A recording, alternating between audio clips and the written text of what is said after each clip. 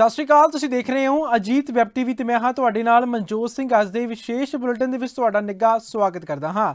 ਖਬਰਾਂ ਦੀ ਸ਼ੁਰੂਆਤ ਤੋਂ ਪਹਿਲਾਂ ਝਾਤ ਮਾਰਦੇ ਅੱਜ ਦੀਆਂ ਖਾਸ ਖਬਰਾਂ ਤੇ। ਮੁਕਤਸਰ 'ਚ 30 ਲੱਖ ਦੀ ਫਰੌਤੀ ਨਾ ਦੇਣ ਤੇ ਬੱਚੇ ਦਾ ਕਤਲ, 5 ਦੋਸ਼ੀ ਗ੍ਰਿਫਤਾਰ। ਬੱਚੇ ਦੇ ਕਤਲ ਤੋਂ ਬਾਅਦ ਮੁੱਖ ਮੰਤਰੀ ਤੇ ਭੜਕੇ ਸ਼੍ਰੋਮਣੀ ਅਕਾਲੀ ਦਲ ਦੇ ਪ੍ਰਧਾਨ। ਅਦਾਲਤ ਨੇ ਮੂਸੇਵਾਲਾ ਦੇ ਪਰਿਵਾਰ ਨੂੰ ਸੌਂਪੀ ਥਾਰ ਗੱਡੀ ਤੇ ਪਿਸਤੌਲ। ਅੱਜ ਵੀ ਜਾਰੀ ਰਹੀ ਸਰਕਾਰੀ ਬੱਸਾਂ ਦੀ ਹੜਤਾਲ। ਅੰਮ੍ਰਿਤਸਰ 'ਚ ਵੱਡੀ ਵਾਰਦਾਤ, ਸਹੁਰੇ ਘਰ ਆ ਕੇ ਵਿਅਕਤੀ ਨੇ ਪਤਨੀ ਤੇ ਛੁਰੀਆਂ ਨਾਲ ਕੀਤੇ ਵਾਰ, ਇਲਾਜ ਦੌਰਾਨ ਮੌਤ। ਹੁਣ ਖਬਰਾਂ ਵਿਸਥਾਰ 'ਚ। ਮੁਕਤਸਰ ਦੇ ਪਿੰਡ ਕੋਟਭਾਈ 'ਚ ਬੱਚੇ ਨੂੰ ਅਗਵਾ ਕਰਨ ਤੋਂ ਬਾਅਦ ਕਤਲ ਕਰਨ ਦਾ ਮਾਮਲਾ ਸਾਹਮਣੇ ਆਇਆ। ਜਾਣਕਾਰੀ ਅਨੁਸਾਰ ਹਰਮਨਦੀਪ ਸਿੰਘ ਨੂੰ 25 ਨਵੰਬਰ ਨੂੰ ਪਿੰਡ ਕੋਟਭਾਈ ਤੋਂ ਅਗਵਾ ਕਰ ਲਿਆ ਗਿਆ ਸੀ ਤੇ ਉਸਦੇ ਪਰਿਵਾਰ ਤੋਂ 30 ਲੱਖ ਰੁਪਏ ਦੀ ਫਰੌਤੀ ਦੀ ਮੰਗ ਕੀਤੀ ਗਈ ਸੀ। ਸੂਤਰਾਂ ਦੀ ਮੰਨੀਏ ਤਾਂ ਅਗਵਾ ਤੋਂ ਕੁਝ ਦਿਨ ਬਾਅਦ ਫਰੌਤੀ ਦੀ ਰਕਮ ਨਾ ਮਿਲਣ ਕਾਰਨ ਅਗਵਾਕਾਰਾਂ ਨੇ ਹਰਮਨਦੀਪ ਸਿੰਘ ਦਾ ਕਤਲ ਕਰਕੇ ਲਾਸ਼ ਨੂੰ ਜ਼ਮੀਨ ਵਿੱਚ ਦੱਬ ਦਿੱਤਾ ਸੀ। ਪੁਲਿਸ ਨੇ ਜਦੋਂ ਮੁੱਖ ਅਗਵਾਕਾਰ ਸਮੇਤ ਹੋਰ ਮੁਲਜ਼ਮਾਂ ਨੂੰ ਗ੍ਰਿਫਤਾਰ ਕੀਤਾ ਤਾਂ ਉਹਨਾਂ ਤੋਂ ਹਰਮਨਦੀਪ ਦੇ ਕਤਲ ਦਾ ਖੁਲਾਸਾ ਹੋਇਆ। ਪ੍ਰੈਸ ਕਾਨਫਰੰਸ ਦੌਰਾਨ ਆਈਜੀ ਪ੍ਰਦੀਪ ਕੁਮਾਰ ਯਾਦਵ ਨੇ ਦੱਸਿਆ ਕਿ ਇਸ ਮਾਮਲੇ ਵਿੱਚ 5 ਦੋਸ਼ੀਆਂ ਨੂੰ ਗ੍ਰਿਫਤਾਰ ਕੀਤਾ ਜਾ ਚੁੱਕਾ ਹੈ, ਜਦਕਿ ਬਾਕੀਆਂ ਦੀ ਗ੍ਰਿਫਤਾਰੀ ਬਾਕੀ ਹੈ। ਪੁੱਛਗਿੱਛ ਦੌਰਾਨ ਹੋਰ ਵੱਡੇ ਖੁਲਾਸੇ ਹੋਣ ਦੀ ਸੰਭਾਵਨਾ है।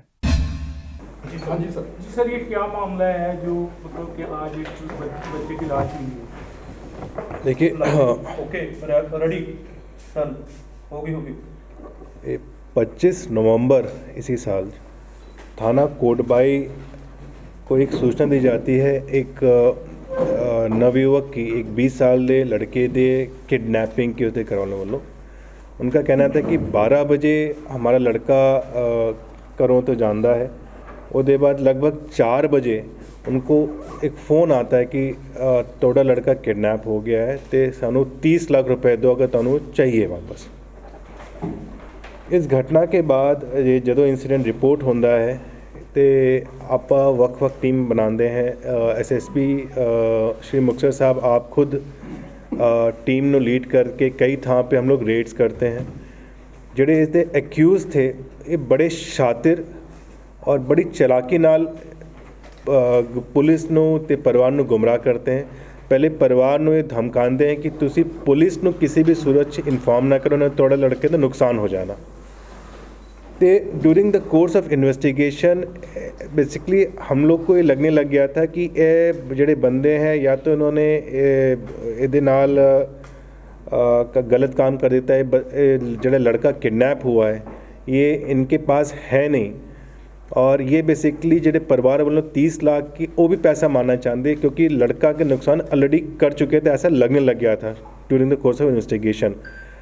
तो परिवार नू बेसिकली इन्होंने बीच में परिवार नू कन्विंस कर लेता कि तुसी 30 लाख फलां थां पे रख जाओ। पहले इन्होंने दौड़ाते हैं कि तुसी फलां थां पे आ जाओ, उसके बाद फिर कहते हैं तुसी हुण उत्थे आ जाओ, उसके बाद कहते तुसी एक ट्रेन फड़ लो जी। ट्रेन में जब बैठते हैं तो उत्थे आगे जाके ट्रेन एक थां पे धीरे होती है जहाँ कहते हैं तो तुसी बैग इतने छड़ जाओ।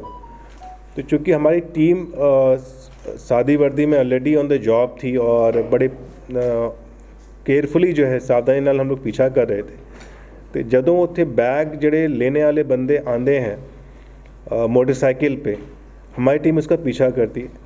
वो बंदे बेसिकली राजस्थान के एक जिला अपना इत्थे गंगानगर है, उत्थे एक थाना है, उत्थे पिंड पहुँचते हैं।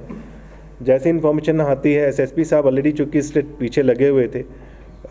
मैंने अपने काउंटर पार्ट जो IG बीकानेर हैं राजस्थान में, उनके साथ तुरंत मैंने संपर्क साधा। तो वहाँ की लोकल टीम भी उसने उस गाँव की जो है घेराबंदी की। बेसिकली मोटरसाइकिल छोड़ के वो भाग जाते हैं, मोटरसाइकिल हम लोग के कब्जे में आ जाती है। उससे भी हमें फर्दर लीड्स आगे मिलती हैं। काफ़ी पेंस्टिंग एफर्ट्स के बाद, मेहनत के बाद हम लोग इन एक्यूज़्ड की आइडेंटिटी हम लोग को डिस्क्लोज होना शुरू होती है। तो पता ही चलता है इसमें जो मेन एक्यूज़्ड है नवजोत, वो दुबई इसी आफ्टर द किडनैपिंग जा चुका है और वहाँ से बेसिकली वॉइस कॉल के जरिए इनसे बातचीत कर रहा है, इनसे पैसे की फरोती मांग रहा है। एक इंटरेस्टिंग गल जो और आई इसमें कि इसमें चिट्ठी लिख के कोई बंदा जो है इनके आसपास बताए ठिकानों पे छोड़ जाता है जिसमें कि मैसेज लिखा होता है हुण आगे किमें रैंसम दी कॉल लेनी है। इन्वेस्टिगेशन पता चला कि ये चिट्ठी लिखने वाला और कोई नहीं, एक माइनर बच्चा है जो एक एक्यूज्ड का है। मतलब हद ये होगी कि एक्यूज अपने बच्चे का इस्तेमाल कर रहा है इस तरह के रैंसम कॉल्स या चिट्ठी लिखवाने में। तो बेसिकली उसको भी हमने नॉमिनेट किया है, वो भी अरेस्ट किया गया है। इसमें अब तक 5 लोग अरेस्ट हुए हैं। कई सारी हमारी टीम्स, हमारी मॉडर्न टेक्निकल एफर्ट्स इसमें लगे हैं। तो इसमें अरेस्ट होने वाले एक Malkit Singh son of Joginder Singh resident of Ali के झुग्गियाँ हैं। एक रमनदीप कौर है जो मेन एक्यूज नवजोत सिंह है, उसकी वाइफ है। थर्ड है Mandeep Singh son of Resham Singh. Jagmeet Singh alias Mushi son of Mohinder Singh ए मलकाने पिंड का है। 5वां है गुरसेवक सिंह ਇਹਦਾ ਪਿਓ ਜਿਹੜਾ ਸਰਪੰਚ ਹੈ ਸ਼ਾਮਖੇੜਾ ਪਿੰਡ ਦਾ। ਜਿਹੜਾ ਇਹ ਲਾਸਟ ਅਕਿਊਜ਼ ਹੈ ਗੁਰਸੇਵਕ ਸਿੰਘ, ਇਸ ਦੇ ਖੇਤ ਦੇ ਵਿੱਚ ਇਹਨਾਂ ਨੇ ਜਿਹੜੇ अक्यूज थे इन्होंने ਇਹਦੀ बॉडी ਜਿਹੜੇ विक्टिम है उसकी बॉडी उन्होंने वहाँ पे दफनाई थी। बाजार से नमक ला के नमक के नाल बताया था कि वो उसके बीच में गल जाएगी। और इनकी प्लानिंग कुछ दिन पहले से थी। जब हमने पूछताछ की तो पता चला जड़ा गुरसेवक सिंह है जिसका खेत है, उसने 4-5 दिन पहले ही गड्ढा खोद के रखा था। उससे पूछा भाई गड्ढा तुमने क्यों खोदा था भाई? तो कहता है सर जड़ा मेन एक्यूज था उसने तो मुझे ये कहा था कि कुछ हथियार आप स्मगल कर रहे हैं, तुसी इत्थे छुपाना है, तुसी ये गड्ढा खोद के रखो तो तुहानू इन्ना ठीक ठाक फ़ायदा हो जाना। उस लालच में, जैसा कि अभी तक इसने पूछताछ में बताया है, इसको हम और वेरीफाई कर रहे हैं कि इस वाकई में था कि क्या था। बट जदों ये बंदा ले आते हैं इसके गुरसेवक के घर पे शामखेड़ा पिंड, तो विद इन फ्यू आवर्स ही वो है इसका ये लोग इसको मार डालते हैं गला घोट के मोस्ट प्रॉब्ली। हालांकि पोस्टमार्टम में भी क्लियरिटी हमें और आ जाएगी, बट हम लोग सस्पेक्ट यही कर रहे हैं। तो इसमें 3-4 बंदे जड़े हैं इन्होंने इसके ऊपर चढ़ के गला घोट के इसकी हत्या कर दी और फिर इन सब ने मिल के उसकी बॉडी वहाँ दफनाई। उसके बाद कहा, उसने प्लान बनाया कि हुन आप ये फिरौती भी लेंगे थे। इसमें जड़ा मृतक है हरमन सिंह, वो भी मेन एक्यूज नवजोत जान वाला है। तो संभवतः नवजोत खतरा था कि अगर ये जिंदा रह गया तो ये मेरी आइडेंटिटी डिस्क्लोज कर देगा।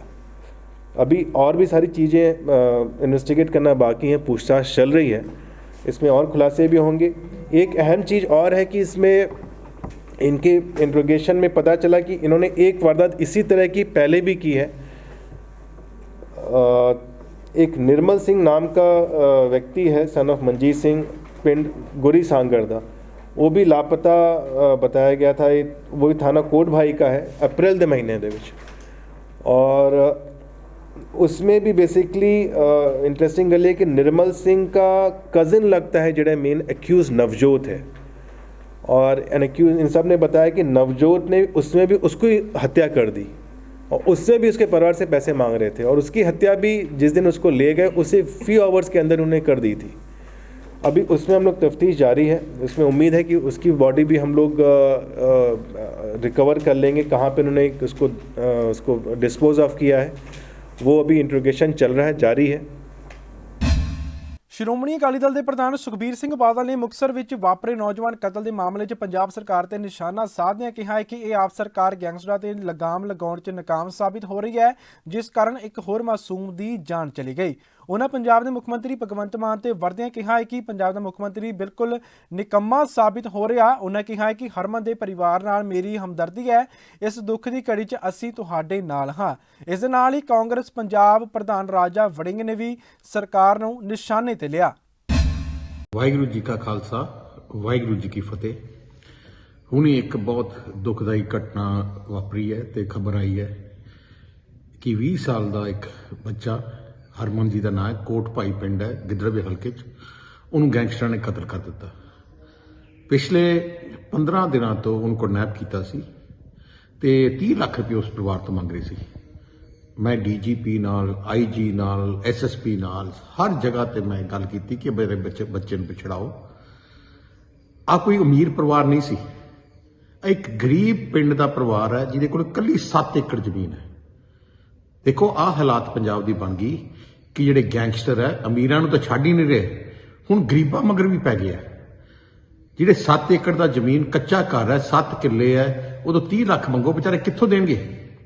हालात इन्नी बिगड़ गई पंजाब च, अज गुंडागर्दी का राज है, गैंगस्टर मुख मंत्री है सही मिलते, वो राज कर रहा, किनू मारना किनू रखना है, कितों की करना, कितों लुटना है, वो फैसला कर रहा है। पुलिस तो नाकाम हो गई है, क्योंकि मुख मंत्री जिहड़ा सूबे का मुखी हुंदा है सब तो निकम्मा नखिद्ध साबित होया है। इस करके मैं सारे पंजाबियों नूं बेनती करदा, आपां कोई ना कोई इकट्ठे होके इहदा हल लभण दी लोड़ है, क्योंकि जैज ही हालात हो गई है। मैं नकोदर भी गया, मैं लुधियाने भी गया, मैं जलंधर भी गया, मैं अमृतसर भी गया, मैं छोटी मंडियां च भी गया, व्यापारियों नूं मिलिया। हर शहर में 50, 100, 200 बंदियां नूं फरौतियां दे टेलीफोन आ गए, बेचारे दे भी रहे हैं। जे काम ना रुकिया, ना इत्थे पंजाब च इंडस्ट्री रहनी है, ना इत्थे कोई व्यापारी ने रहना है, सारे ने इत्थों भज रहे हैं। मैं नकोदर गया सी, वो परिवार कहता जी असीं तां घर छड्डण नूं तैयार है, पंजाब छड्डण नूं तैयार है। की आपां पंजाब नूं बचा लांगे? इस करके मैं मुख मंत्री भगवंत मान नूं बेनती भी करना चाहना है ते चेतावनी भी देना चाहना है कि मुख मंत्री की जिम्मेवारी है, थोनू 92 सीटां दे के पंजाब की जनता ने जिताया, सरकार बनाई है, पर तुसी हले भी सीरियसली नहीं सिचुएशन नूं ले रहे। ऐ जी ਸਿੱਧੂ ਮੂਸੇਵਾਲਾ ਦੀ ਲਾਸਟ ਰਾਈਡ ਵਾਲੀ ਥਾਰ ਨੂੰ ਆਖਿਰਕਾਰ ਸਿੱਧੂ ਮੂਸੇਵਾਲਾ ਦੇ ਪਿਤਾ ਘਰ ਲੈ ਗਏ ਹਨ। ਥਾਰ ਨੂੰ ਰਾਤ ਤਕਰੀਬਨ 10 ਵਜੇ ਮਾਨਸਾ ਦੇ ਥਾਣਾ ਸ਼ਹਿਰੀ 1 ਚੋਂ ਪਰਿਵਾਰ ਲੈ ਗਿਆ ਹੈ, ਜੋ ਹੁਣ ਸਿੱਧੂ ਮੂਸੇਵਾਲਾ ਦੀ ਹਵੇਲੀ ਵਿੱਚ ਬਣ ਰਹੇ ਮਿਊਜ਼ੀਅਮ ਵਿੱਚ ਖੜੀ ਕੀਤੀ ਜਾਵੇਗੀ। ਦੱਸਣਯੋਗ ਹੈ ਕਿ ਇਹ ਥਾਰ ਸਿੱਧੂ ਮੂਸੇਵਾਲਾ ਦੇ ਕਿਸੇ ਦੋਸਤ ਦੀ ਸੀ, ਜਿਸ ਨੂੰ ਹੁਣ ਸਿੱਧੂ ਦੀ ਆਖਰੀ ਯਾਦ ਵਜੋਂ ਮਾਤਾ ਪਿਤਾ ਨੇ ਲੈ ਕੇ ਹਵੇਲੀ ਵਿੱਚ ਖੜੀ ਕਰ ਦਿੱਤੀ ਹੈ। ਪੰਜਾਬੀ ਗਾਇਕ ਸਿੱਧੂ ਮੂਸੇਵਾਲਾ ਦੇ ਕਤਲ ਤੋਂ ਤਕਰੀਬਨ 7 ਮਹੀਨੇ ਬਾਅਦ ਅਦਾਲਤ ਨੇ ਸਿੱਧੂ ਮੂਸੇਵਾਲਾ ਦੀ ਥਾਰ ਗੱਡੀ ਉਸਦੇ ਜੱਦੀ ਪਿੰਡ ਸਥਿਤ ਹਵੇਲੀ 'ਚ ਵਾਪਸ ਪਹੁੰਚਾਉਣਾ ਕੀਤੀ ਹੈ। ਹਾਲਾਂਕਿ ਅਦਾਲਤ ਨੇ ਸਿੱਧੂ ਮੂਸੇਵਾਲਾ ਦੀ ਥਾਰ ਅਤੇ ਪਿਸਤੌਲ ਉਸਦੇ ਮਾਪਿਆਂ ਨੂੰ ਸੌਂਪ ਦਿੱਤਾ, ਪਰ ਉਹਨਾਂ 'ਚ ਕਿਸੇ ਵੀ ਤਰ੍ਹਾਂ ਦੀ ਤਬਦੀਲੀ ਕਰਨ ਦੀ ਮਨਾਹੀ ਲਾਈ ਹੈ।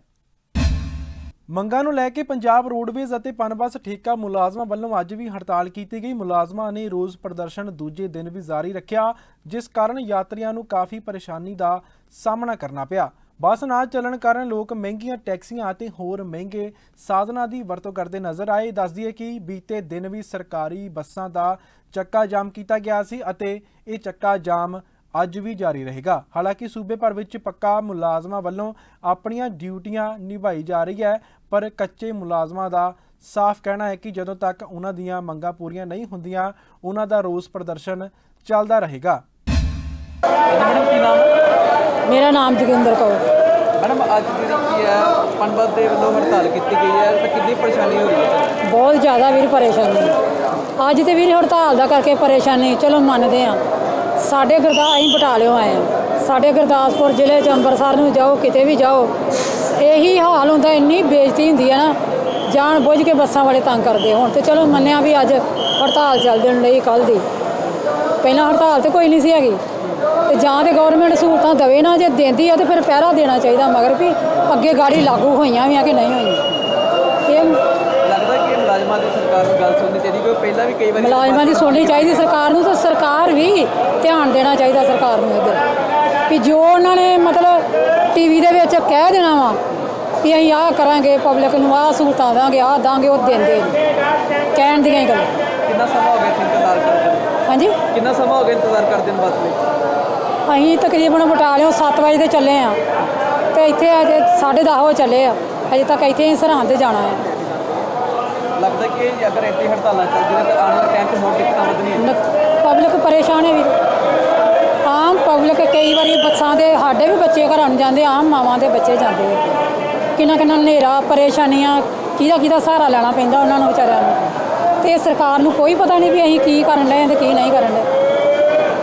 चोणां दे वेले सरकार कहती थी कि साडे अंत में धरने लगने बंद हो जाए, लेकिन असीं देख रहे सब उसी तरह चलदा पिया। ਵੀਰ ਜਦੋਂ ਉਹਨਾਂ ਨੇ ਵੋਟਾਂ ਲੈਣੀਆਂ ਨਾ ਉਦੋਂ ਤੇ ਜੇ ਅਸੀਂ ਕਵਾਂਗੇ ਨਾ ਵੀ ਸਾਡੇ ਪੈਰ ਧੋਵੋ ਵੀ ਧੋਂਦੇ ਆ, ਘਰਾਂ ਘਰ ਜਾ ਕੇ ਹੱਥ ਜੋੜਦੇ ਆ, ਤੇ ਜਦੋਂ ਉਹਨਾਂ ਦਾ ਕੰਮ ਹੋ ਜਾਂਦਾ ਵਾ ਆਪਣੇ ਟਿਕਾਣੇ ਲੱਗ ਜਾਂਦੇ ਆ, ਉਦੋਂ ਤੁਸੀਂ ਕੌਣ ਤਾਂ ਅਸੀਂ ਕੌਣ। ਪਬਲਿਕ ਦਾ ਹਾਲ ਮਾੜਾ, ਜੇ ਪਬਲਿਕ ਦਫ਼ਤਰੇ ਜਾਵੇ ਕਿਤੇ ਕੰਮ ਕੋਈ ਪੈ ਜਾਂਦਾ ਨਹੀਂ ਹੁੰਦਾ, ਕਿ ਹਸਪੀਟਲ ਚਲ ਜਾਓ ਕੋਈ ਕੰਮ ਪਏ ਨਹੀਂ ਹੁੰਦਾ, ਕਿਤੇ ਕੋਈ ਦਵਾਈ ਨਹੀਂ ਮਿਲਦੀ, ਕੁਛ ਨਹੀਂ ਮਿਲਦਾ। ਇਹ ਕਹਿਣ ਦੀਆਂ ਗੱਲਾਂ ਵਾ, ਮੁੱਖ ਮੰਤਰੀ ਸਾਹਿਬ ਆਪ ਜਾਚੀਆਂ ਕਰਨ ਦੇ ਜੋ ਮਰਜ਼ੀ ਹੋਵੇ, ਪਰ ਹੁੰਦਾ ਕੁਛ ਨਹੀਂ। ਕੋਈ ਅਪੀਲ ਕਰਨਾ ਚਾਹੋਗੇ ਸਰਕਾਰ ਨੂੰ? ਸਾਡੀਆਂ ਤੇ ਵੀ ਰਾਤ ਦਿਨ ਪਬਲਿਕ ਆ ਕਿੱਦਾਂ ਅਪੀਲਾਂ ਕਰਨ ਡਈ ਆ, ਪਰ ਅਸੀਂ ਚਾਹੁੰਦੇ ਆ ਵੀ ਸੁਣਨੀ ਚਾਹੀਦੀ ਸਰਕਾਰ ਨੂੰ, ਪਬਲਿਕ ਵੱਲ ਧਿਆਨ ਦੇਵੇ, ਕਿਉਂਕਿ ਇਸੇ ਪਬਲਿਕ ਦੇ ਜ਼ਰੀਏ ਹੀ ਆ ਜੋ ਰਾਜ ਕਰਨ ਡਏ ਆ, ਇਸੇ ਪਬਲਿਕ ਦੇ ਜ਼ਰੀਏ, ਤੇ ਇਹਨਾਂ ਵੱਲ ਵੀ ਧਿਆਨ ਦੇਵੇ, ਇਹਨਾਂ ਦੀ ਵੀ ਸੁਣਨੀ ਚਾਹੀਦੀ। ਕੀ ਨਾਮ ਹੈ? ਕੁਲਵਿੰਦਰ ਕੌਰ। ਮੈਡਮ ਅੱਜ ਹੜਤਾਲ ਹੈਗੀ ਹੈ, ਕਿੰਨੇ ਦਿੱਕਤ ਪਰੇਸ਼ਾਨੀ ਦਾ ਸਾਹਮਣਾ ਕਰਨਾ ਪੈ ਰਿਹਾ? ਦਿੱਕਤ ਪਰੇਸ਼ਾਨੀਆਂ ਦਾ ਤੇ ਭਾਜੀ ਤੁਹਾਨੂੰ ਖੁਦ ਹੀ ਦਿਖਣ ਡਿਆ ਕਿ ਜਿੱਥੇ ਵੇਖ ਲਓ ਜਨਾਨੀਆਂ ਜਨਾਈਆਂ, ਤੁਸੀਂ ਤੇ ਆਹ ਦੋ ਕੀ ਜਨਾਨੀਆਂ ਦੇ ਲਾਗੇ ਜੇ, ਕਿਤੇ ਹੋਰ ਬਟਾਲੇ ਜਾ ਕੇ ਵੇਖਣਾ ਹੀ ਤੁਸੀਂ। ਬਹੁਤ ਜ਼ਿਆਦਾ ਦਿੱਕਤ ਆ, ਇੰਨੀ ਜ਼ਿਆਦਾ ਦਿੱਕਤ ਆ। ਮੈਂ ਤੇ ਫਿਰ ਇਹੋ ਕਹੂੰਗੀ ਕਿ ਚਾਹੇ ਤੇ ਸੁਵਿਧਾ ਪੂਰੀ ਤਰ੍ਹਾਂ ਦਿਓ, ਜੇ ਨਹੀਂ ਤੇ ਫਿਰ ਇਹ ਖਤਮ ਕਰੋ ਆ ਜਿਹੜਾ ਫ੍ਰੀ ਵਾਲਾ ਸਿਸਟਮ ਜਿਹਾ। ਦੁਨੀਆ ਵਿਚਾਰੀ ਪਾਗਲ ਹੋਈ ਫਿਰਦੀ ਹੈ ਤੇ ਸਰਕਾਰਾਂ ਨੂੰ ਕੋਈ ਦਿਖਣ ਨਹੀਂ ਡਿਆ। ਲੜਦੀਆਂ ਬੀਬੀਆਂ ਆਪਸ ਵਿੱਚ, ਜਦੋਂ ਇਹਨਾਂ ਨੇ ਇੱਕ ਦੱਸਦੇ ਨਹੀਂ ਆ, ਇਹਨਾਂ ਦੀ ਵੀ ਥੋੜੀ ਗਲਤੀ ਆ। ਜਦੋਂ ਅਸੀਂ ਘਰੋਂ ਨਿਕਲਦੇ ਆ, ਇਹਨਾਂ ਨੇ ਸਹੀ ਸਾਨੂੰ ਟਾਈਮ ਨਹੀਂ ਦਿੱਤਾ। ਪਿੱਛੇ ਬੱਸ ਖੜੀ 2 ਮਿੰਟ ਬਾਅਦ ਬੱਸ ਚੱਲਣੀ ਆ, ਪਰ ਜਨਾਨੀਆਂ ਨੂੰ ਇਹਨਾਂ ਕਹੀ ਜਾਣਾ ਨਹੀਂ, ਉਹ ਅੱਗੇ ਬੱਸ ਖੜੀ, ਅੱਗੇ ਬੱਸ ਖੜੀ। ਇੱਦਾਂ ਦੀਆਂ ਇਹ ਨਹੀਂ ਆ।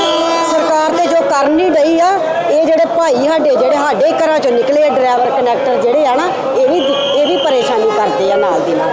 ਇਹਨਾਂ ਦਾ ਫਰਜ਼ ਬਣਦਾ ਜਦੋਂ ਅਸੀਂ ਬਾਹਰ ਆਉਂਦੇ ਅਸੀਂ ਪੁੱਛਣ ਡੇ ਤੁਸੀਂ ਦੱਸ ਦਿਓ, ਸਾਡੀ ਮਰਜ਼ੀ ਅਸੀਂ ਕਿਹੜੀ ਬੱਸ 'ਚ ਬਈਏ, ਅਸੀਂ ਪ੍ਰਾਈਵੇਟ 'ਚ ਬਈਏ ਸਰਕਾਰੀ 'ਚ ਬਈਏ, ਸਾਡੀ ਮਰਜ਼ੀ ਆ।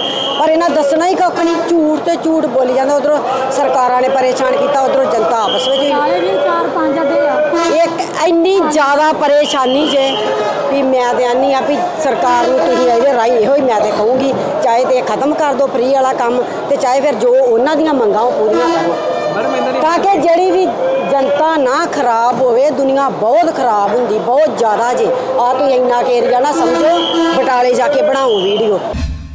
ਅੰਮ੍ਰਿਤਸਰ ਸੁਲਤਾਨਵਿੰਡ ਪਿੰਡ ਅਧੀਨ ਆਉਂਦੇ ਇਲਾਕੇ ਗੁਰੂ ਰਾਮਦਾਸ ਨਗਰ ਵਿਖੇ ਵਿਆਹੁਤਾ ਦਾ ਛੁਰੀਆਂ ਮਾਰ ਕੇ ਕਤਲ ਕਰ ਦੇਣ ਦਾ ਮਾਮਲਾ ਸਾਹਮਣੇ ਆਇਆ। ਗੱਲਬਾਤ ਦੌਰਾਨ ਇਲਾਕੇ ਦੇ ਮੌਤਬਾਰ ਬਲਦੇਵ ਰਾਜ ਨੇ ਦੱਸਿਆ ਹੈ ਕਿ ਸੋਨਾ ਵਾਸੀ ਪਿੰਡ ਸੋੜੀਆ ਜੋ ਕਿ ਸੁਲਤਾਨਵਿੰਡ ਪਿੰਡ ਵਾਸੀ ਸਲਮਾ ਨਾਲ ਵਿਆਹਿਆ ਸੀ। ਕੁਝ ਦਿਨ ਪਹਿਲਾਂ ਹੋਏ ਲੜਾਈ ਝਗੜੇ ਨੂੰ ਲੈ ਕੇ ਉਹ ਆਪਣੇ ਭਰਾ ਤੇ ਭਰਜਾਈ ਨਾਲ ਉਸਦੇ ਸਹੁਰੇ ਸੁਲਤਾਨਵਿੰਡ ਆਇਆ ਅਤੇ ਆਪਣੀ ਪਤਨੀ ਸਲਮਾ ਨੂੰ ਛੁਰੀਆਂ ਮਾਰ ਕੇ ਜ਼ਖਮੀ ਕਰ ਦਿੱਤਾ।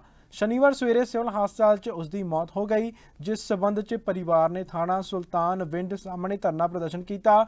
ਉਹਨਾਂ ਦਾ ਇਲਜ਼ਾਮ ਹੈ ਕਿ ਪੁਲਿਸ ਕਾਰਵਾਈ ਨਹੀਂ ਕਰ ਰਹੀ। ਉੱਥੇ ਹੀ ਮ੍ਰਿਤਕ ਦੀ ਮਾਂ ਦਾ ਕਹਿਣਾ ਹੈ ਕਿ ਉਹਨਾਂ ਦੀ ਧੀ ਦੀ ਉਮਰ 32 ਸਾਲ ਸੀ ਅਤੇ ਉਸਦੇ 3 ਬੱਚੇ ਸਨ, ਜਿਨ੍ਹਾਂ ਵਿੱਚੋਂ 2 ਕੁੜੀਆਂ ਅਤੇ 1 ਮੁੰਡਾ ਸੀ ਅਤੇ ਉਸਦੀ ਲੜਕੀ ਦੀ ਆਪਣੇ ਪਤੀ ਨਾਲ ਅਣਬਣ ਚੱਲ ਰਹੀ ਸੀ, ਜਿਸ ਕਰਕੇ ਉਹ ਆਪਣੇ ਪੇਕੇ ਘਰ ਰਹਿ ਰਹੀ ਸੀ। ਦੂਜੇ ਪਾਸੇ ਪੁਲਿਸ ਦਾ ਕਹਿਣਾ ਹੈ ਕਿ ਮਾਮਲਾ ਦਰਜ ਕਰ ਲਿਆ ਗਿਆ ਹੈ। ਮੇਰੀ ਧੀ ਦਾ ਕਤਲ ਸਰੇਆਮ ਕਰ ਦਿੱਤਾ ਆ। ਕੀ ਹੋਇਆ ਕਿ ਇੱਥੇ ਅੱਜ 12 ਸਾਲ ਹੋ ਗਏ ਮੇਰੀ ਧੀ ਨੂੰ ਮੇਰੇ ਬੂਹੇ ਬੈਠੀ ਨੂੰ। ਉਦੋਂ ਘਰ ਵਾਲੇ ਨੂੰ ਚੇਤਾ ਗੁੱਸਾ ਸੀ, ਉਦੋਂ ਦੇ ਜੇਠ ਨੂੰ ਵੀ ਚੇਤਾ ਗੁੱਸਾ ਸੀ, ਦਰਾਣੀ ਨੂੰ ਵੀ ਚੇਤਾ ਗੁੱਸਾ ਸੀ। ਮੁੜ ਕੇ ਉਹਦੀ ਵੱਡੀ ਕੁੜੀ 12 ਸਾਲਾਂ ਦੀ ਹੋਈ, ਉਹ ਵੀ ਚੁੱਕੇ ਲੈ ਗਏ ਆ। ਆਂਦਾ ਮੇਰੇ ਨਾਲ ਰਜਮੰਤੀ ਮੇਰੀ ਧੀ ਲੈ ਗਿਆ। ਮੇਰੀ ਕੁੜੀ ਨੇ ਮੈਂ ਕਿਹਾ ਸਲਮਾ ਕੋਈ ਨਹੀਂ, 2 ਬੱਚੇ ਤੇਰੇ ਕੋਲ ਰਹਿਣ ਦੇ। ਮੇਰੀ ਕੁੜੀ ਬੱਚਿਆਂ ਦੇ ਸਹਾਰਿਆਂ ਤੇ ਰਹਿ ਗਈ। ਮੇਰੀ ਕੁੜੀ ਨੂੰ 7:30 ਵਜੇ 6 ਵਜੇ ਦਾ ਟਾਈਮ ਆ, ਸ਼ਾਮਾਂ ਦਾ ਟਾਈਮ ਆ। ਜਾ ਕੇ ਵੇਲੇ ਮੇਰਾ ਘਰ ਇਦਾਂ ਹੀ ਆ ਛੜਕਦੇ ਹੀ, ਇਦਾਂ ਮੇਰੀ ਕੁੜੀ ਬੈਠੀ ਆ ਰੋਟੀ ਪਕਾਉਣ ਦੀ। ਜੇਠ ਨੇ ਫੜ ਕੇ ਨਾ ਇੱਥੋਂ ਧੌਣ ਨਹੀਂ ਛੱਡੀ, ਦਰਾਣੀ ਉਹਦੀ ਇਦਾਂ ਖਲੋਤੀ ਆ, ਤੇ ਜਿਹੜਾ ਆ ਉਹਦੇ ਘਰ ਵਾਲਾ ਸੋਹਣਾ ਆ, ਉਹ ਖੁਰਚਾ ਮਾਰੀ ਜਾਂਦਿਆ ਮਾਰੀ ਜਾਂਦਿਆ ਮੇਰੀ ਧੀ ਨੂੰ ਕੱਪਿਆਂ ਕੱਪੀ ਕਰ ਦਿੱਤਾ।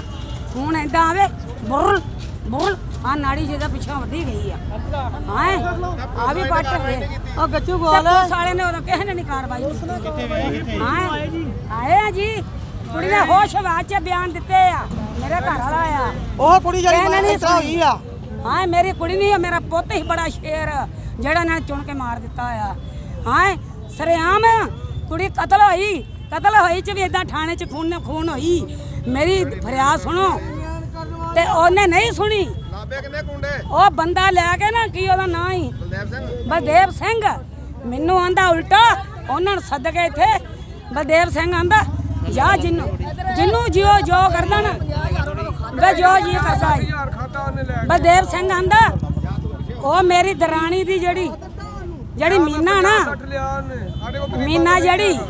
ਮੀਨਾ ਬੱਬੀ ਦੀ ਘਰ ਦੀ ਜਿਹਨੇ ਕਤਲ ਕਰਵਾਇਆ ਮੈਨੂੰ। ਐਦਾਂ ਕਰੀ ਦੀ ਗੱਲ ਆ ਉਹਨੇ ਕਿਹਾ ਤੂੰ ਤੇ 10-5 ਦੇਣਾ ਪੁਲਿਸ ਨੂੰ ਤੇ ਆਂਦੇ ਅਸੀਂ ਤਾਂ 60,000 50,000 ਦਿੱਤਾ ਬਲਦੇਵ ਸਿੰਘ ਨੂੰ। ਸਜ਼ਾ ਨਹੀਂ ਚਾਹੀਦੀ। ਇੱਕ ਮੀਨਾ ਇੱਕ ਬੱਬੀ ਇੱਕ ਸੋਨਾ। ਪੁਲਿਸ ਦੇ ਖਿਲਾਫ ਕਾਰਵਾਈ ਚਾਹੁੰਦੇ ਜਿਹਨੇ ਕਾਰਵਾਈ ਨਹੀਂ ਉਹ ਜਿਹੜਾ ਬੰਦਾ ਆ ਬਲਦੇਵ ਸਿੰਘ ਉਹਨੇ ਕਾਰਵਾਈ ਨਹੀਂ ਕੀਤੀ, ਉਲਟਾ ਤਾਂ ਮੈਨੂੰ ਕਹਿੰਦਾ ਜਾ ਪੱਟੀਆਂ ਕਰਾ ਜਾਗਾ ਜਮ ਠੀਕ ਹੋ ਜਾਏਗਾ ਤੇ ਕਰ ਲਾਂਗੇ। ਕਿਹੜੀ ਜਗ੍ਹਾ ਵਿਆਹੀ ਕੁੜੀ? ਮੇਰੀ ਕੁੜੀ ਸੌੜੀਆਂ ਦੀ ਵਿਆਹੀ ਆ ਜੀ। ਸੌੜੀਆਂ ਲੋਕੋ ਮੈਂ ਵੇ ਤਰਨ ਦਾ ਇੱਥੇ ਆ ਪਿੰਡ ਨਹੀਂ ਸੁਲਤਾਨ ਪਿੰਡ। ਹੁਣ ਕੀ ਮੰਗ ਕਰ ਰਹੇ ਹੋ? ਮੰਗ ਮੇਰੀ ਆ ਕਿ ਤਿੰਨਾਂ ਨੂੰ ਸਜ਼ਾ ਹੋਣੀ ਚਾਹੀਦੀ। ਉਹਦੇ ਬਾਰੇ ਪਤਾ ਲੱਗਾ, ਉਹਦੇ ਬੰਦੇ ਸੰਬੰਧ ਵਿੱਚ ਅਸੀਂ ਉਹਦੀ ਮਦਦ ਦੀ ਸਟੇਟਮੈਂਟ ਪਰਿਵਾਰ ਦੇ ਮੈਂਬਰਾਂ ਦੀ ਲਿਖ ਕੇ ਜੋ ਬਣਦੀ ਕਾਰਵਾਈ ਕਰ ਰਹੇ ਹਾਂ।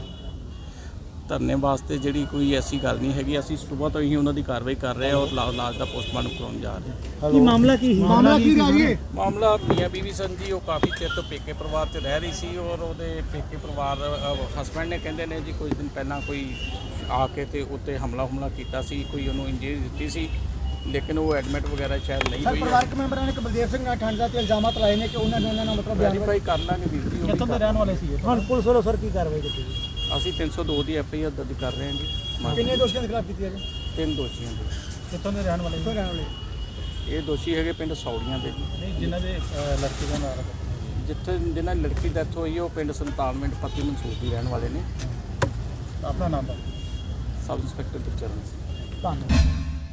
ਕੇਂਦਰੀ ਯੁਵਾ ਮਾਮਲੇ ਅਤੇ ਖੇਡ ਮੰਤਰੀ ਅਨੁਰਾਗ ਠਾਕੁਰ ਅੱਜ ਪਟਿਆਲਾ ਵਿਖੇ ਪਹੁੰਚੇ। ਇੱਥੇ ਉਹਨਾਂ ਵੱਲੋਂ Netaji Subhash national institute of sports ਵਿਖੇ ਨਵੇਂ ਹੋਸਟਲ ਬਲਾਕ ਦਾ ਉਦਘਾਟਨ ਕੀਤਾ ਗਿਆ। ਇਸ ਮੌਕੇ ਬੋਲਦਿਆਂ ਉਹਨਾਂ ਕਿਹਾ ਕਿ ਅਸੀਂ 2024 ਪੈਰਿਸ ਓਲੰਪਿਕ ਦੀ ਤਿਆਰੀ ਕਰ ਰਹੇ ਹਾਂ ਅਤੇ ਮਿਸ਼ਨ ਓਲੰਪਿਕ ਕਮੇਟੀ ਦੀ ਰਣਨੀਤੀ ਬਣਾਉਣ ਲਈ ਹਰ ਮਹੀਨੇ ਮੀਟਿੰਗ ਹੁੰਦੀ ਹੈ। ਉਹਨਾਂ ਦੱਸਿਆ ਕਿ ਸਾਲਾਨਾ ਸਿਖਲਾਈ ਕੈਲੰਡਰ ਦੇ ਤਹਿਤ ਅਸੀਂ ਖਿਡਾਰੀਆਂ ਦੀ ਸਿਖਲਾਈ ਲਈ ਵੱਖ-ਵੱਖ ਖੇਡ ਫੈਡਰੇਸ਼ਨਾਂ ਨੂੰ 3000 ਕਰੋੜ रुपए ਦਿੰਦੇ ਹਾਂ।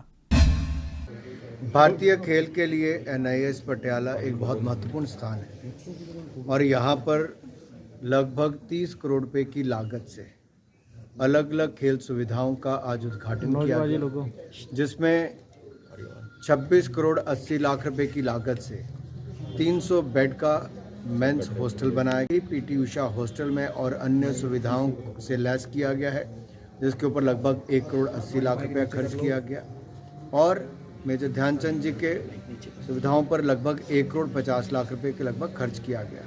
कुल 30 करोड़ रुपए से ज़्यादा की सुविधाएं खेल और खिलाड़ियों के लिए माननीय प्रधानमंत्री नरेंद्र मोदी जी की सरकार के द्वारा खर्च किया गया और मोदी जी सदा ये चाहते हैं कि खिलाड़ियों को सुविधाएं भी मिले, इसलिए बहुत सारी योजनाएं, टॉप जैसी योजना जहां खिलाड़ी का रहने का, भोजन का, ट्रेनिंग का, देश और विदेश का खर्चा भारत सरकार वहन करती है।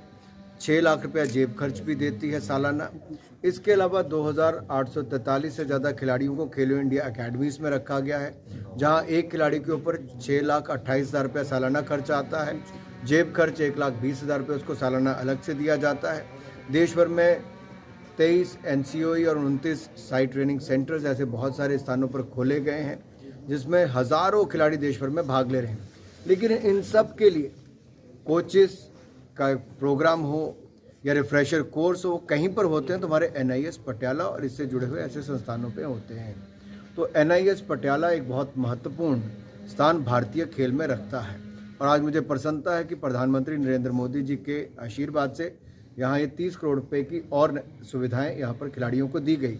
मैं कुछ महीने पहले भी आपके पास आया था, तब भी हमने बड़े बड़े हॉल्स हों, उस सुविधाओं से लेकर खिलाड़ियों के लिए अच्छी डाइट।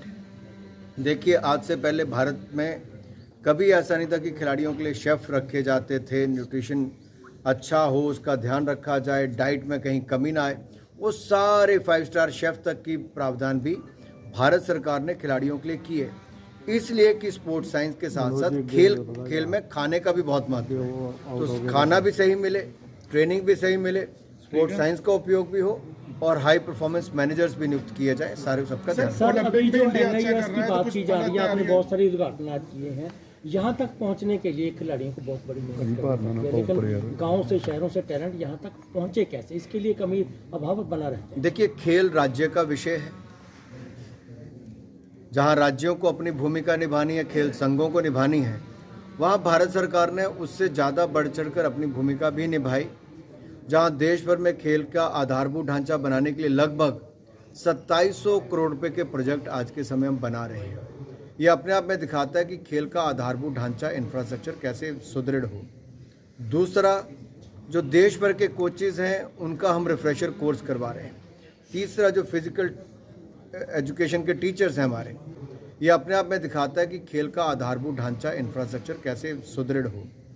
दूसरा, जो देश भर के कोचेज हैं उनका हम रिफ्रेशर कोर्स करवा रहे हैं।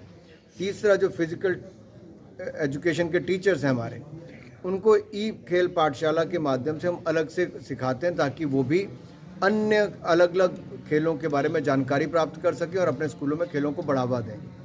खिलाड़ी खेल संघों के माध्यम से, राज्यों के माध्यम से शुरुआत करता है खेलना, और हमारा प्रयास रहता है कि जिस खिलाड़ी में हुनर है, टैलेंट है, हम उसको जल्दी पिक करके अपने नेशनल सेंटर ऑफ एक्सीलेंस में लाएं, या साइट ट्रेनिंग सेंटर्स में जाए, या फिर हमारे जो अन्य सेंटर्स चल रहे हैं खेलो इंडिया अकेडमीज़ के, वहाँ पर उनको स्थान दिया जाए।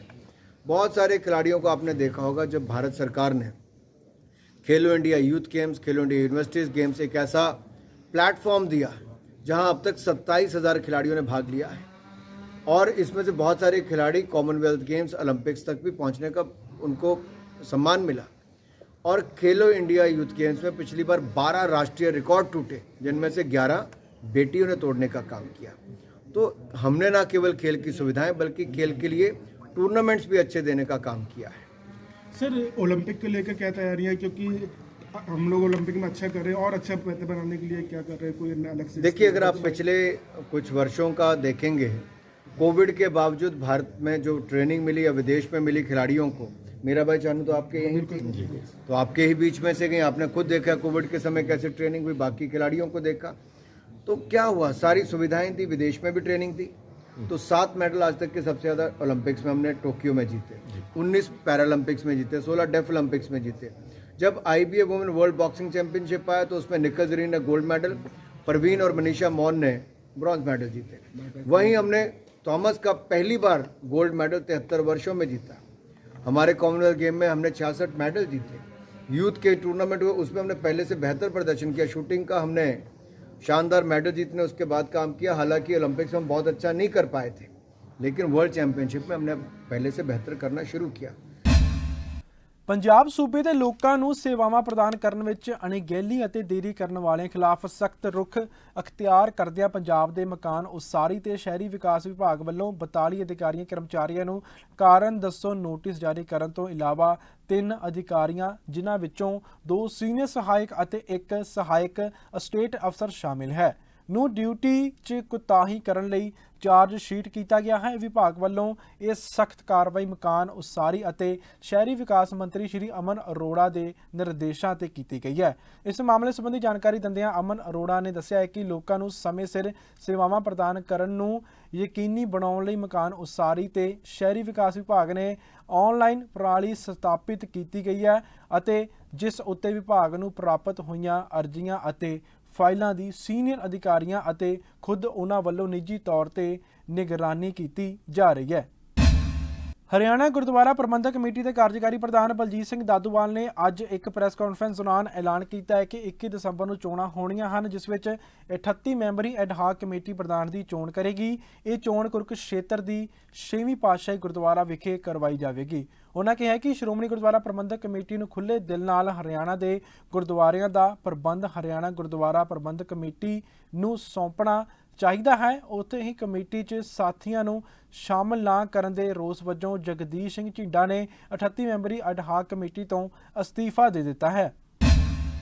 ਲੁਧਿਆਣਾ ਦੇ ਨਾਲ ਲੱਗਦੇ ਪਟਿਆ ਇਲਾਕੇ ਵਿੱਚ ਇੱਕ 20 ਸਾਲਾ ਨੌਜਵਾਨ ਦੀ ਹੱਤਿਆ ਹੋਣ ਦਾ ਮਾਮਲਾ ਸਾਹਮਣੇ ਆਇਆ ਹੈ। ਬੱਚੇ ਦੀ ਲਾਸ਼ ਘਰ ਦੇ ਛੱਤ ਤੇ ਪਏ ਡਰਮ ਚੋਂ ਬਰਾਮਦ ਹੋਈ ਹੈ। ਬੱਚਾ ਪਿਛਲੇ ਕਰੀਬ 10 ਦਿਨਾਂ ਤੋਂ ਲਾਪਤਾ ਸੀ। ਮ੍ਰਿਤਕ ਬੱਚੇ ਦੀ ਮਾਂ ਨੇ ਦੱਸਿਆ ਹੈ ਕਿ ਉਹ ਆਪਣੇ ਦਿਓਰ ਨਾਲ ਰਹਿੰਦੀ ਸੀ ਅਤੇ ਕਿਸੇ ਗੱਲ ਨੂੰ ਲੈ ਕੇ ਪਿਛਲੇ ਦਿਨੀ ਉਹਨਾਂ ਦਾ ਝਗੜਾ ਹੋਇਆ ਸੀ, ਜਿਸ ਤੋਂ ਬਾਅਦ ਉਹਨਾਂ ਨੇ ਆਪਣੇ ਦਿਓਰ ਨੂੰ ਪੁੱਛਿਆ ਤਾਂ ਉਹਨਾਂ ਨੇ ਕਿਹਾ ਹੈ ਕਿ ਉਹ ਕ੍ਰਿਕਟ ਖੇਡਣ ਲਈ ਬਾਹਰ ਗਿਆ ਹੈ, ਪਰ ਜਦੋਂ ਕੁਝ ਦਿਨ ਤੱਕ ਫੋਨ ਨਹੀਂ ਚੱਲਿਆ ਤਾਂ ਉਹਨਾਂ ਨੇ ਆਪਣੇ ਦਿਓਰ ਤੋਂ ਪੁੱਛਿਆ ਤਾਂ ਉਹਨਾਂ ਨੇ ਤਸੱਲੀ ਬਖਸ਼ ਜਵਾਬ ਨਹੀਂ ਦਿੱਤਾ, ਜਿਸ ਤੋਂ ਬਾਅਦ ਉਹਨਾਂ ਨੂੰ ਸ਼ੱਕ ਹੋਇਆ ਤਾਂ ਉਹਨਾਂ ਨੂੰ ਘਰ ਦੀ ਤਲਾਸ਼ੀ ਲੈਣੀ ਸ਼ੁਰੂ ਕਰ ਦਿੱਤੀ।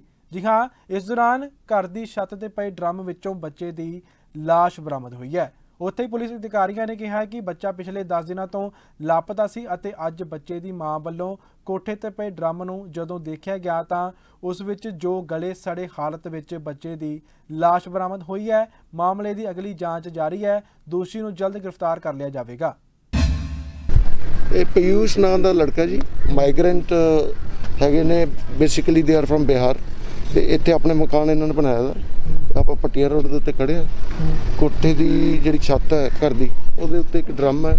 ਡਰਮ ਦੇ ਵਿੱਚ ਜਿਹੜੀ ਰੇਤਾ ਤੇ ਮਿੱਟੀ ਮਿਕਸ ਕਰਕੇ ਉਹਨੂੰ ਪਾ ਕੇ ਤੇ ਜਦੋਂ ਬੋਡੀ ਇਹਨਾਂ ਦੀ ਜਿਹੜੀ ਬੱਚੇ ਦੀ ਮਦਰ ਹੈ ਸਵਿਤਾ, ਉਹਨੇ ਜਦੋਂ ਖੋਲ ਕੇ ਦੇਖਿਆ ਤਾਂ ਬੋਡੀ ਇਹਦੇ ਬੱਚੇ ਦੇ ਅੰਦਰ ਪਈ ਸੀ। ਇਹ ਬੱਚਾ 10 ਦਿਨ ਤੋਂ ਮਿਸਿੰਗ ਸੀਗਾ ਔਰ ਇਹ ਬੋਡੀ ਕਾਫੀ ਸਮੈਲ ਆ ਰਹੀ ਹੈ, ਇਹਦੇ ਚੋਂ ਰੋਟਨ ਹੈ, ਗਲੀ ਸੜੀ ਹੈ। ਇਹਨੂੰ ਰਿਕਵਰ ਕਰਕੇ ਅਸੀਂ ਪੋਸਟਮਾਰਟਮ ਵਾਸਤੇ ਭੇਜ ਰਹੇ ਹਾਂ ਸਿਵਲ ਹਸਪੀਟਲ। ਬਾਕੀ 10 ਦਿਨਾਂ ਤੋਂ ਮਿਸਿੰਗ ਹੈ ਜੀ, ਕੋਈ ਦਰਖਾਸਤ ਵਗੈਰਾ ਇਹਨਾਂ ਦੀ ਇਹਦੇ ਬਾਰੇ ਕੋਈ ਕੰਪਲੇਂਟ ਪੁਲਿਸ ਸਟੇਸ਼ਨ ਦੇ ਵਿੱਚ ਦਰਜ ਨਹੀਂ ਕਰਾਈ। ਇਹਨਾਂ ਦਾ ਜਿਹੜਾ ਦਿਓਰ ਹੈ ਉਹ ਵੀ 10 ਦਿਨ ਤੋਂ ਮਿਸਿੰਗ ਹੈ। ਇਹਦੇ ਜਿਹੜਾ ਬੱਚਾ ਇਹਦੇ ਫਾਦਰ ਦੀ ਡੈਥ ਹੋ ਚੁੱਕੀ ਹੈ ਔਰ ਜਿਹੜੀ ਇਹਦੀ ਮਦਰ ਹੈ ਸਵਿਤਾ, ਉਹ ਆਪਣੇ ਦਿਓਰ ਨਾਲ ਹੀ ਰਹਿ ਰਹੀ ਸੀ। ਸਰ ਇਹ ਤਸੇਲਾ ਵੀ ਉਸੇ ਜੇ ਕਹਿਣ ਦਾ ਮਤਲਬ ਸਤੇਲਾ ਨਹੀਂ, ਦਿਓਰ ਸੀ ਇਹਦਾ, ਦਿਓਰ ਨਾਲ ਰਹਿ। ਦਿਓਰ ਸੀ। ਠੀਕ ਹੈ, ਬਾਕੀ ਇਹਦੀ ਨੂੰ ਅਰੈਸਟ ਕਰਨਾ। ਠੀਕ ਹੈ ਸਰ। ਪੋਸਟਮਾਰਟਮ ਵੀ ਕਰਵਾਇਆ ਜਾਊਗਾ ਸਰ? ਬਿਲਕੁਲ ਪੋਸਟਮਾਰਟਮ ਕਰਾਇਆ ਜਾਏਗੀ। ਠੀਕ ਹੈ, ਬੋਡੀ ਆਇਡੈਂਟੀਫਾਈਡ ਹੈ। ਠੀਕ ਹੈ, ਥੈਂਕ ਯੂ ਸਰ। ਨਕੋਦਰ ਗੋਲੀकांड 'ਚ ਸ਼ਹੀਦ ਹੋਏ ਸ਼ਾਹਕੋਟ ਦੇ ਪਿੰਡ ਕੋਟਲੀ ਗਾਜਰਾਂ ਦੇ ਕਾਂਸਟੇਬਲ ਮਨਦੀਪ ਸਿੰਘ ਦੀ ਆਤਮਿਕ ਸ਼ਾਂਤੀ ਲਈ ਰੱਖੇ ਸ਼੍ਰੀ ਅਖੰਡ ਪਾਠ ਸਾਹਿਬ ਦਾ ਭੋਗ ਅੱਜ ਉਹਨਾਂ ਦੇ ਗ੍ਰਹਿ ਵਿਖੇ ਪੈਣ ਉਪਰੰਤ ਅੰਤਿਮ ਅਰਦਾਸ ਪਿੰਡ ਦੇ ਗੁਰਦੁਆਰਾ ਸਾਹਿਬ ਵਿਖੇ ਹੋਈ। ਇਸ ਮੌਕੇ ਹੈੱਡ ਗ੍ਰੰਥੀ ਭਾਈ ਗੁਰਜੰਟ ਸਿੰਘ ਦੇ ਕੀਰਤਨੀ ਜਥੇ ਵੱਲੋਂ ਵਿਰਾਗਮਈ ਕੀਰਤਨ ਕੀਤਾ ਗਿਆ। ਉਪਰੰਤ ADGP law and order Punjab Arpit Shukla ਅਤੇ ਬਲਕਾਰ ਸਿੰਘ ਵਿਧਾਇਕ ਹਲਕਾ ਕਰਤਾਰਪੁਰ ਨੇ ਸ਼ਹੀਦ ਕਾਂਸਟੇਬਲ ਮਨਦੀਪ ਸਿੰਘ ਨੂੰ ਸ਼ਰਧਾਂਜਲੀ ਭੇਂਟ ਕਰਦਿਆਂ ਕਿਹਾ ਕਿ ਉਹਨਾਂ ਦੀ ਸ਼ਹਾਦਤ ਨੂੰ ਕਦੇ ਵੀ ਭੁੱਲਿਆ ਨਹੀਂ ਜਾ ਸਕਦਾ। ਇਸ ਮੌਕੇ ADGP ਸ਼ੁਕਲਾ ਨੇ ਮੁੱਖ ਮੰਤਰੀ ਪੰਜਾਬ ਭਗਵੰਤ ਮਾਨ ਦੀ ਤਰਫੋਂ ਪਰਿਵਾਰ ਨੂੰ 1 ਕਰੋੜ ਰੁਪਏ ਅਤੇ DGP ਪੰਜਾਬ ਗੌਰਵ ਯਾਦਵ ਤੇ HDFC ਬੈਂਕ ਵੱਲੋਂ ਵੀ 1 ਕਰੋੜ ਰੁਪਏ ਦੇ ਚੈੱਕ ਪਰਿਵਾਰ ਨੂੰ ਸਹਾਇਤਾ ਦੇ ਰੂਪ ਵਿੱਚ ਭੇਟ ਕੀਤੇ। ਉਹਨਾਂ ਕਿਹਾ ਕਿ ਮਨਦੀਪ ਸਿੰਘ ਦੀ ਸ਼ਹਾਦਤ ਲਈ ਉਸ ਦਾ ਕੇਸ ਸਿਰਫ ਉੱਚ ਵੀਰਤਾ ਪੁਰਸਕਾਰ ਲਈ ਰਾਸ਼ਟਰਪਤੀ ਕੋਲ ਰਿਕਮੈਂਡ ਕੀਤਾ ਗਿਆ ਹੈ ਅਤੇ ਪੁਲਿਸ ਪ੍ਰਸ਼ਾਸਨ ਪਰਿਵਾਰ ਨਾਲ ਹਰ ਤਰ੍ਹਾਂ ਸਹਿਯੋਗ ਕਰੇਗਾ। ਸਾਰੇ ਸਰਦਾਰ ਮਨਦੀਪ ਸਿੰਘ ਜਿਹੜੇ ਕਿ ਸਾਨੂੰ ਵਿਛੋੜਾ ਦੇ ਗਏ ਸੀ, ਜਿਹੜੇ ਸ਼ਹੀਦ ਹੋ ਗਏ ਸੀ, ਅੱਜ ਉਹਨਾਂ ਦੇ ਭੋਗ ਦੇ ਅਵਸਰ ਤੇ ਅਸੀਂ ਸਾਰੇ ਇਕੱਠੇ ਹੋਏ ਹਾਂ ਔਰ ਪੰਜਾਬ ਦੇ ਮੁੱਖ ਮੰਤਰੀ ਸਾਹਿਬ ਵੱਲੋਂ, ਪੰਜਾਬ ਦੇ DGP ਸਾਹਿਬ ਵੱਲੋਂ ਔਰ ਪੰਜਾਬ ਦੇ 80,000 ਪੁਲਿਸ ਅਫਸਰਾਂ ਵੱਲੋਂ ਮੈਂ ਅੱਜ ਆਪਣੇ ਸ਼ਰਧਾ ਦੇ ਫੁੱਲ ਭੇਟ ਕੀਤੇ। ਇਹ ਬਹੁਤ ਵੱਡੀ ਕੁਰਬਾਨੀ ਸਾਡੇ ਸਾਥੀ ਨੇ ਦਿੱਤੀ ਹੈ ਔਰ ਅਸੀਂ ਇਸ ਪਰਿਵਾਰ ਦੇ ਨਾਲ ਹਮੇਸ਼ਾ ਖੜੇ ਰਹਾਂਗੇ। ਜਿਸ ਕਿਸਮ ਦੀ ਲੋੜ ਹੋਏਗੀ ਅਸੀਂ ਹਮੇਸ਼ਾ ਹਾਜ਼ਰ ਰਹਾਂਗੇ। ਸੋ ਅੱਜ ਅਸੀਂ ਇਸ ਭੋਗ ਤੇ ਆਏ ਸੀਗੇ। ਇਹੀ ਮੇਰੇ ਵੱਲੋਂ ਇੱਕ ਵਾਰੀ ਫਿਰ ਸਰਦਾਰ ਮਨਦੀਪ ਸਿੰਘ ਨੂੰ ਬਹੁਤ ਬਹੁਤ ਸ਼ਰਧਾਂਜਲੀ ਅਤੇ ਬਹੁਤ ਬਹੁਤ। ਅੱਛਾ ਸਰ, ਕੀ ਐਲਾਨ ਕੀਤਾ ਗਿਆ ਅੱਜ ਦਾ ਪੰਜਾਬ ਸਰਕਾਰ ਵੱਲੋਂ ਜਾਂ ਪੁਲਿਸ ਪ੍ਰਸ਼ਾਸਨ ਵੱਲੋਂ? ਪੰਜਾਬ ਸਰਕਾਰ ਵੱਲੋਂ ਮਾਨਯੋਗ ਮੁੱਖ ਮੰਤਰੀ ਜੀ ਨੇ 1 ਕਰੋੜ ਰੁਪਇਆ ਆਪਣੇ ਫੰਡਸ ਚੋਂ ਦਿੱਤਾ ਹੈ, ਜਿਹੜਾ ਕਿ ਅਸੀਂ ਪਰਿਵਾਰ ਨੂੰ ਅੱਜ ਦਿੱਤਾ ਹੈ ਔਰ ਨਾਲ ਹੀ HDFC ਔਰ DGP ਸਾਹਿਬ ਵੱਲੋਂ ਵੀ 1 ਕਰੋੜ ਰੁਪਇਆ ਦਿੱਤਾ ਗਿਆ, ਜੋ ਵੀ ਅਸੀਂ ਅੱਜ ਪਰਿਵਾਰ ਨੂੰ। ਇਸ ਤੋਂ ਇਲਾਵਾ ਪਰਿਵਾਰ ਦੇ ਜਿਹੜੇ ਸਰਦਾਰ ਮਨਦੀਪ ਸਿੰਘ ਦੀ ਜਿਹੜੀ ਸ਼ਹਾਦਤ ਹੈ, ਉਹਨਾਂ ਦਾ ਕੇਸ ਰਾਸ਼ਟਰਪਤੀ ਦੇ ਜਿਹੜਾ ਸਭ ਤੋਂ ਸਰਵੋੱਚ ਵੀਰਤਾ ਦਾ ਪੁਰਸਕਾਰ ਹੁੰਦਾ ਹੈ, ਰਾਸ਼ਟਰਪਤੀ ਮੈਡਲ ਫਾਰ ਗੈਲੈਂਟਰੀ ਲਈ ਅਸੀਂ ਰਿਕਮੈਂਡ ਕੀਤਾ ਹੋਇਆ। ਇਹ ਸੀ ਅੱਜ ਦਾ ਵਿਸ਼ੇਸ਼ ਬੁਲੇਟਿਨ। ਕੱਲ ਨੂੰ ਫਿਰ ਤੋਂ ਹਾਜ਼ਰ ਹੋਵਾਂਗੇ ਕੱਲ ਦੀਆਂ ਤਾਜ਼ਾ ਖਬਰਾਂ ਦੇ ਨਾਲ। ਤੇ ਹੁਣ ਲਈ ਦੋ ਸਾਨੂੰ ਇਜਾਜ਼ਤ, ਬਣੇ ਰਹੋ ਅਜੀਤ ਵੈਬ TV ਦੇ ਨਾਲ।